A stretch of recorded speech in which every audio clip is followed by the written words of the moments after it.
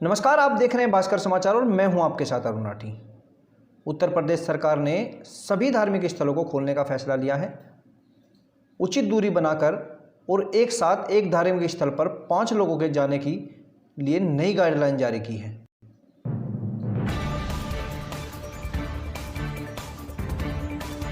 आपको बताते चले कि कोरोना महामारी को लेकर सभी धार्मिक स्थलों को बंद करने के आदेश दिया था। एक बार फिर 8 जून से सभी धार्मिक स्थलों को खोलने के लिए नए रोस्टर जारी किए गए हैं, जिसमें सिर्फ 5 लोग जा सकेंगे। इसी के साथ सभी मंदिरों मस्जिदों को खोलने के लिए साफ सफाई का काम शुरू हो चुका है। वहीं तपस्वी छावनी के महंत परमहंस दास ने कहा, ऐसा है कि धार्मिक स्थल जो खुल रहे हैं इसमें पब्लिक को एक जिम्मेदारी पूर्वक इसका जो सरकार की गाइडलाइन है उसका आप अक्षरशः पालन करना चाहिए, क्योंकि देश इस समय कोविड-19 के चपेट में है और प्रवासियों के वापस होने पर तो संक्रमितों की संख्या काफी तादाद में बढ़ चुकी है। इसलिए अब पब्लिक स्वयं जिम्मेवारी का निर्वहन करे और जैसा कहा कि 5 आदमी से ज्यादा कहीं भी इकट्ठे न हो, तो एक एक करके लोग दर्शन पूजन करें। और मेरा मानना तो यह है कि बाहर से लोग किसी भी धर्म स्थल में अभी जाने की कोई जरूरत नहीं है। जब तक यह कोविड-19 का खतरा पूर्ण रूप से टल नहीं जाता है, तब तक लोग अपने अपने घर में ही पूजा पाठ करें। और वहीं से देखिए, भगवान सब जगह हैं। कोई जरूरी नहीं है कि आप किसी धार्मिक स्थल में वहां लाखों की भीड़ करके गैदरिंग करके और संक्रमण को बढ़ा करके और देश में एक और समस्या पैदा करें।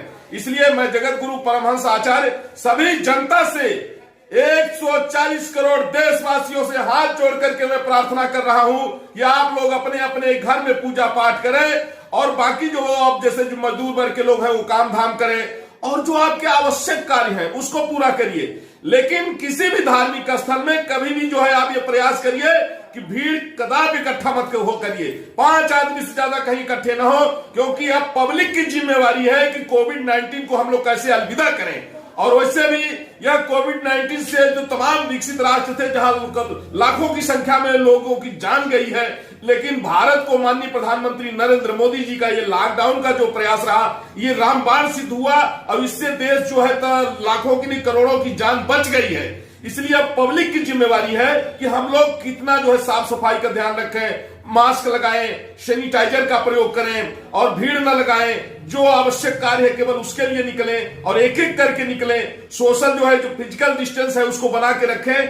तो निश्चित रूप से हम लोग कोरोना की जंग अब जीत चुके हैं।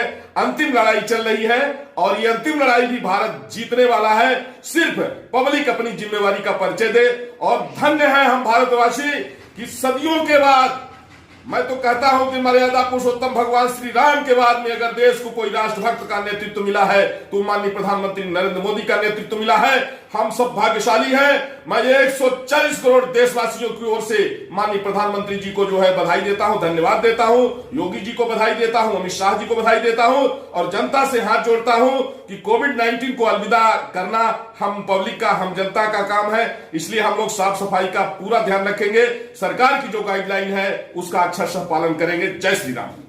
इसको ज़्यादा बताने की जरूरत नहीं, क्योंकि देश विदेश में इस बात को लेकर लगातार चर्चा बनी हुई है और लोग इससे बचने के लिए तमाम रास्ते इख्तियार कर रहे हैं, तमाम रास्ते निकालने की कोशिश कर रहे हैं। और जिस तरह से हिंदुस्तान में भी कोरोना के बैक्टीरिया पाए गए, यहाँ पर मरीज पाए गए, उनकी जांच लगातार की जा रही है। उनके बारे में लोगों को ताकीद की जा रही है कि अगर कोई बाहर से आता है तो बिल्कुल उनसे आप लोग दूरी बना कर रखिए, हो सके सोशल डिस्टेंसिंग का पूरा पालन कीजिए। और इस तरह से देश के प्रधानमंत्री नरेंद्र मोदी जी और प्रदेश के यशस्वी मुख्यमंत्री आदित्य योगी नाथ जी ने इस लड़ाई में अपनी पूरी भूमिका निभाई और बखूबी अंजाम तक इस लड़ाई में अपना पूरा योगदान दे रहे हैं। योगदान इस तरह से देखिए, लगातार मैं बताना चाहूँगा, लगातार लॉकडाउन यहाँ पर मार्च से चल रहा है। 24 मार्च से लगातार लॉकडाउन का माहौल रहा। लोगों को घरों में बिल्कुल बंद कर दिया गया, लोगों को बिल्कुल बाहर निकलने के लिए मना कर दिया गया। आप लोग घरों में रहें, घरों के बाहर न निकलें। अगर ज़रूरत है तो घरों से निकलें, अन्यथा घर में ही रहें, क्योंकि कहते हैं कि सुरक्षा ही बचाव है और आपकी सुरक्षा स्वयं आपके हाथ है। प्रदेश सरकार ने भी बार बार लोगों को इस चीज़ की ताकीद की, हो सके तो मास्क का इस्तेमाल करिए, सोशल डिस्टेंसिंग का पूरा आप लोग पालन कीजिए और दूरी बनाकर रखिए। हो सके तो साफ़ सफाई का पूरा ध्यान रखिए, अपने गलियों को साफ़ रखिए, अपने मोहल्लों को साफ़ रखिए और अपने घरों को साफ़ रखिए, क्योंकि इससे बचने का एक यही आसान रास्ता है। और देखिए यहाँ पर जिला प्रशासन ने बिल्कुल सख्ती का माहौल बना रखा है। अभी भी जिस तरह से लॉकडाउन लागू है, यहाँ पर 5 राउंड हो चुके हैं, लॉकडाउन के 5वां राउंड चल रहा है, लेकिन अभी भी लोगों को मास्क के लिए, हेलमेट के लिए यहाँ पर लोगों को बार बार समझाया जा रहा है। लोगों को उनसे अपील की जा रही है कि आप लोग हेलमेट का इस्तेमाल करिए, हो सकते बाहर निकलिए तो मास्क का इस्तेमाल करिए। अगर मास्क लगाए या हेलमेट लगाए लोग नहीं मिलते हैं, मोटरसाइकिल पे चलते हैं, तो उनसे उनका चालान किया जाता है या तो फिर उनकी गाड़ी सीज की जाती है। और आज देखने वाली सबसे बड़ी बात यह है कि नया रोस्टर प्रदेश सरकार ने जारी कर दिया है, जो कि धार्मिक स्थलों को लेकर था। कोरोना महामारी को लेकर लॉकडाउन को देखते हुए सरकार ने बिल्कुल धार्मिक स्थलों को बंद कर दिया था। आज उन्होंने उसको फिर चालू करने की बात कही है। 8 जून से संभवतः हो सकता है कल सारे धार्मिक स्थल खुल जाएं और सोशल डिस्टेंसिंग को लेकर नया रोस्टर जारी किया है, जिसमें सिर्फ 5 लोग ही मंदिर के अंदर जा सकते हैं और किसी भी चीज़ को छूने के लिए या किसी भी प्रतिमा को छूने के लिए बिल्कुल मनाही है। जिनको भी दर्शन करना है वो दूर से ही दर्शन करें, वो बिल्कुल करीब न जाएं और हो सके तो दूरी बनाकर ही दर्शन करें। और आज साधु संतों में इस बात को लेकर बहुत ही हर्ष है, लोगों में खुशी है कि एक बार फिर लोग भगवान के दर्शन के लिए मंदिरों में, मस्जिदों में, गुरुद्वारे में, चर्च में जा सकते हैं। तो चलिए, ये थी लगातार आपसे हमारी बातें। अयोध्या से जुड़ी सारी खबरों को हम लगातार आपसे रूबरू कराते रहेंगे अपने सहयोगी परवेज़ खान के साथ।